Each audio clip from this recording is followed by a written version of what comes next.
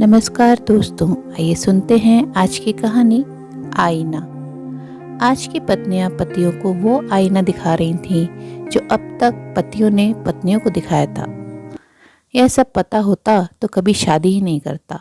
पारस झुंझलाकर कुछ ऊंची आवाज में बोला। रात के 8 बजने वाले थे। पारस सड़क की भीड़ से उलझा हुआ कार ड्राइव करता हुआ ऑफिस से घर जा रहा था, पर दिमाग में विचारों का घमासान व दिल में भावनाओं की उठापटक जारी थी। ऑफिस में श्रुति का फोन आया था कि पुरु की तबीयत ठीक नहीं लग रही, डॉक्टर को दिखाना पड़ेगा। पर चाहते हुए भी वह जल्दी नहीं निकल पाया था। बॉस ने 6 बजे मीटिंग रख ली थी।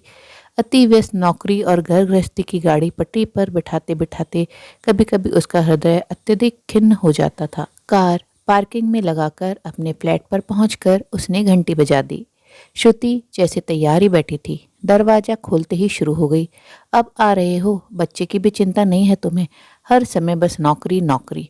अगर बच्चे को कुछ हो गया तो क्या करोगे इस नौकरी का? घर आकर उसको पानी भी नहीं पूछा था। दिन भर क्लांत तन मन श्रुति के उलझने से उबल पड़ने को बेचैन हुआ। दिल कर रहा था कपड़े बदलकर एसी और पंखा चलाकर बिस्तर पर लेट जाए, पर पुरु को डॉक्टर को दिखाना जरूरी था। उसने पुरु का माथा छुआ। बुखार से तप रहा था। चलो जल्दी चलो। वह बिना श्रुति की बात का जवाब दिए बाहर निकल गया। डॉक्टर के पास से वापस आए तो दिल और भी खिन्न हो गया। 5 वर्षीय पुरु को वायरल हो गया था, मतलब कि अगले कुछ दिन व्यस्त से भी व्यस्तम निकलने वाले थे। श्रुति, तुम ड्राइविंग क्यों नहीं सीखती? कार नहीं तो स्कूटी ही सीख लो, कई मुश्किलें आसान हो जाएंगी। एक दिन पारस श्रुति का मूड अच्छा देखकर बोला था। घर गृहस्थी व बच्चा संभालूं या फिर किस समय जाऊं सीखने, तुम ही बताओ। सीखने की इच्छा रखने वालों को पूछना नहीं पड़ता, वो समय निकाल ही लेते हैं। पारस भन्ना कर बोला। तुम तो बस हवा में बातें करते हो। मुझे नहीं सीखना, और सीखने की जरूरत क्या है? जरूरत तो बहुत है। छोटे मोटे कामों के लिए मेरा मुंह देखती हो। आजकल महिलाएं कितनी आत्मनिर्भर हैं। आत्मनिर्भर? मैं पैसे नहीं कमाती इसलिए कह रहे हो? अच्छी खासी डिग्री है मेरे पास, चाहूँ तो मैं भी कमा सकती हूँ, पर तुम ही नहीं चाहते। श्रुति उसकी बात समझे बिना बातचीत का रुख मोड़ते हुए बोली। पारस का दिल किया फट पड़े। एक स्कूटी कार सीखने के लिए समय नहीं है। घर बाहर के काम हो नहीं पाते। नौकरी करना क्या आसान है?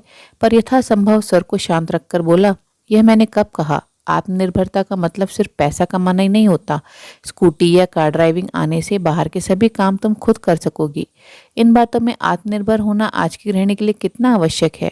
एक पति को कितनी मदद मिलती है इससे। आजकल तो माता पिता ही शादी से पहले ये सब सिखा देते हैं लड़कियों को। मेरे पिता ने अच्छा खासा दहेज दिया था, कार ड्राइविंग नहीं सिखाई तो क्या? कार तो दी थी, श्रुति चिढ़कर बोली। उफ, तुम्हारे पिता और तुम्हारा दहेज, मांगा किसने था? आजकल इस दहेज की जरूरत नहीं होती। जरूरत है लड़कियों को जमाने के अनुसार अंदर बाहर के कामों के लिए परफेक्ट बनाना, कोई डिग्री लेना नहीं।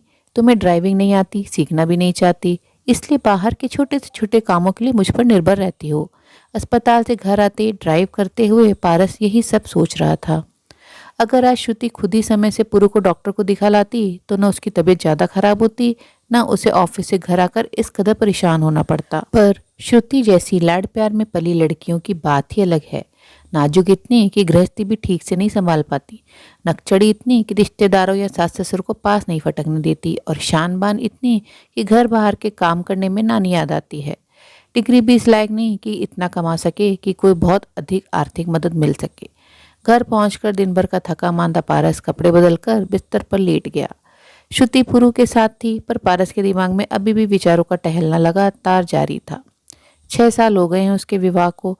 जब उसके विवाह की बात चली तो पत्नी के रूप में उसने एक शिक्षित गृहिणी की ही कामना की, यही सोचकर कि घर व बच्चे संभालना भी एक पूर्णकालिक काम यानी फुल टाइम जॉब ही है, और उसकी पत्नी घर संभालेगी तो वह उसे पूरी तवज्जो और सम्मान देगा, जो उसने अभी तक किसी गृहिणी को मिलते नहीं देखा था।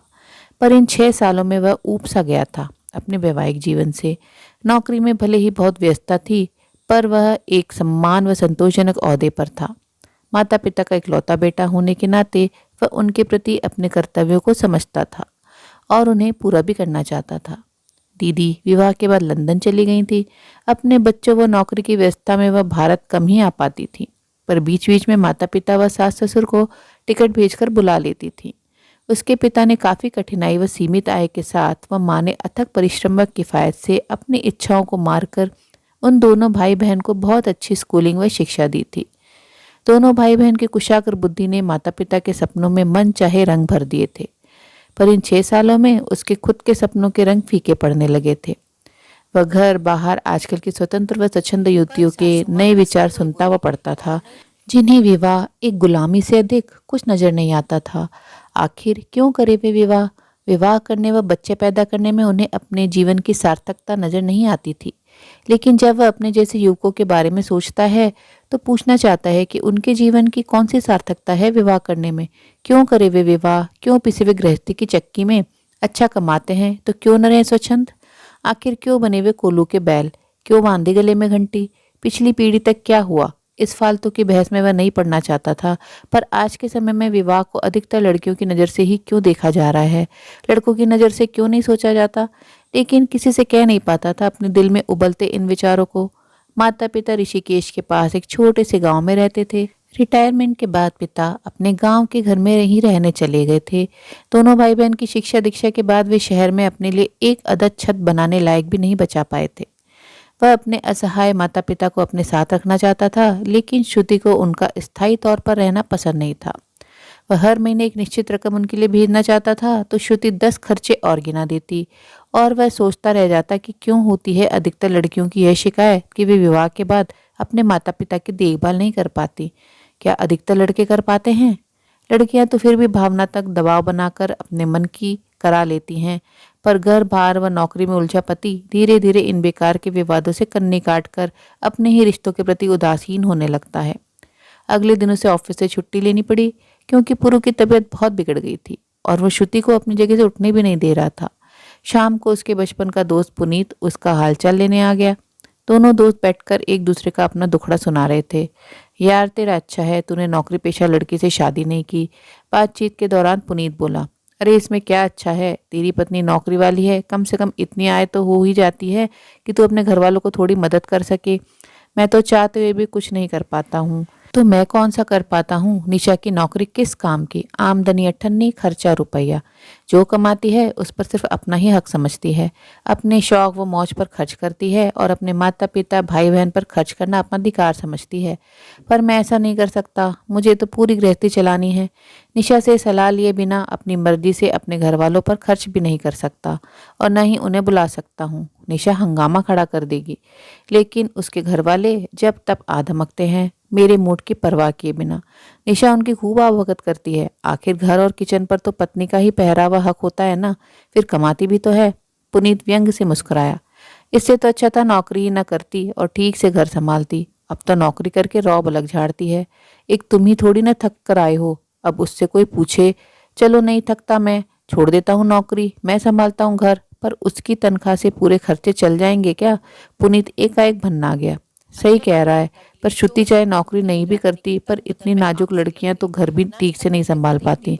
सब्जी काटने से भी हाथ खराब होते हैं। खाना बनाना तो ठीक से नहीं आता, पर थोड़ा बहुत सुपरविजन ही हो पाता है। शौक दुनिया भर के हैं, जिसके लिए पैसा चाहिए।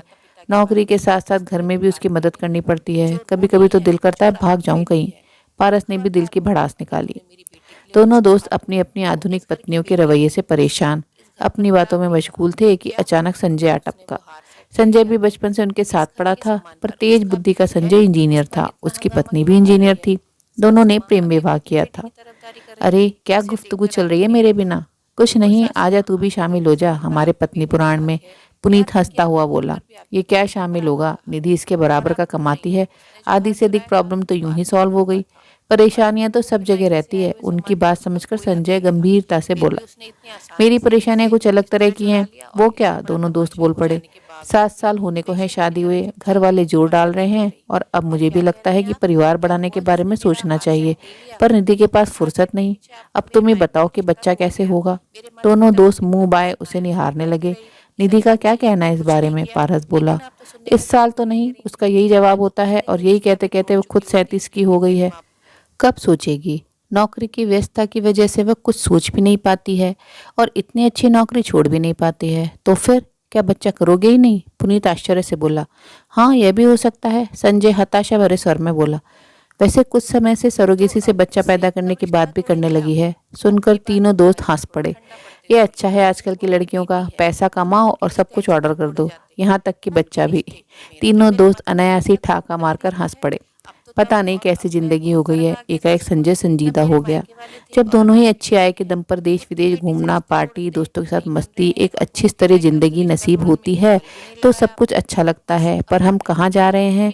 ना अपने माता पिता के रह गए, ना अपने लिए बच्चे ही पैदा कर पा रहे हैं, और किसी तरह कर भी लिए तो उनका ठीक से लालन पालन नहीं कर पा रहे हैं। ये तो तू सही कह रहा है यार। संजय के चेहरे की संजीदगी पुनीत के चेहरे को भी संजीदा बना गई। हमारी माओ के समय पत्नियां रोया करती थीं और पति पुराण सुनाया करती थीं, पड़ोसियों, सहेलियों, यहाँ तक कि बच्चों को भी। सबको अपने पक्ष में करने के लिए हमारी पीढ़ी के पति अब पत्नी पुराण सुना रहे हैं। पर हम किसी दूसरे को अपना दुखड़ा भी नहीं सुना सकते, क्योंकि कहावत है ना कि मर्द को दर्द नहीं होता। यह सब पता होता तो कभी शादी ही नहीं करता। आखिर क्यों करनी है शादी? पारस झुंझलाकर कुछ आवाज में बोला। पैसा अलग खर्च होता है, आज़ादी भी छिन जाती है, माता पिता रिश्तेदार से रिश्ता खत्म सा हो जाता है, नौकरी के साथ साथ घर के कामों में अलग मदद करनी पड़ती है, और पत्नी को उसकी मर्जी के बिना हाथ भी नहीं लगा सकते। आखिर कोई बताए मुझे कि आज के लड़के विवाह क्यों करें? पारस बिल्कुल भाषण देने वाले अंदाज में बोला। ओए रिलैक्स, तुझे कोई वोट नहीं मिलने वाला है। हाँ, तलाक जरूर मिल जाएगा अगर अंदर श्रुति ने सुन लिया तो, संजय उसे शांत करते हुए बोला। उसके बोलने के अंदाज से दोनों दोस्त कुछ मजबूरी व कुछ खिसियाकर खिलखिलाकर हंस पड़े। हाँ यार, ज्यादा तेवर दिखाओ तो कहीं नारी शक्ति जोर मार दे और दिन में भी तारे दिखा दे। कुछ भी हो सकता है आजकल तो, संजय गंभीरता से बोला। तीनों दोस्त अपनी जिंदगी की इस गंभीर समस्या पर बात करते करते आखिर हल्के फुल्के मूड में आ ही गए। पर तीनों मन ही मन सोच रहे थे कि आखिर इस समस्या से पार पाने का कौन सा उपाय है। जब संतान भी पैदा नहीं करनी है, शारीरिक मानसिक सुख भी नहीं है, तो विवाह की संस्था का आखिर क्या औचित्य रह गया। तीनों विचार मग्न बैठे थे, तभी पुनीत माहौल की चुप्पी को तोड़ता हुआ ठाका मारकर हंसता हुआ बोला। अच्छा यार, ये पत्नी पुराण छोड़ और जरा बढ़िया चाय तो पिलवा। वह भी मुझे ही बनानी पड़ेगी। क्यों, श्रुति कहाँ है? पुरु को सुला रही है, पारस भी ठाका मारता हुआ बोला और किचन की तरफ चला गया। वह साथ ही तीनों दोस्त भी। कहते हैं दर्पण झूठ न बोले। आज की पत्नियां पतियों को वो आईना दिखा रही थी जो अब तक पतियों ने पत्नियों को दिखाया था। उम्मीद है दोस्तों कहानी पसंद आई होगी। कहानी अच्छी लगी तो अपनी विचार कमेंट बॉक्स में ज़रूर साझा करें और अपने मित्रों और प्रियजनों के साथ भी शेयर जरूर करें। आपसे अनुरोध है, अगर आप चैनल पर नए हैं तो ऐसे ही नई नई जीवन से जुड़ी कहानियाँ सुनते रहने के लिए चैनल को सब्सक्राइब जरूर करें। कहानी अंत तक सुनने के लिए आप सभी का दिल से बहुत बहुत शुक्रिया।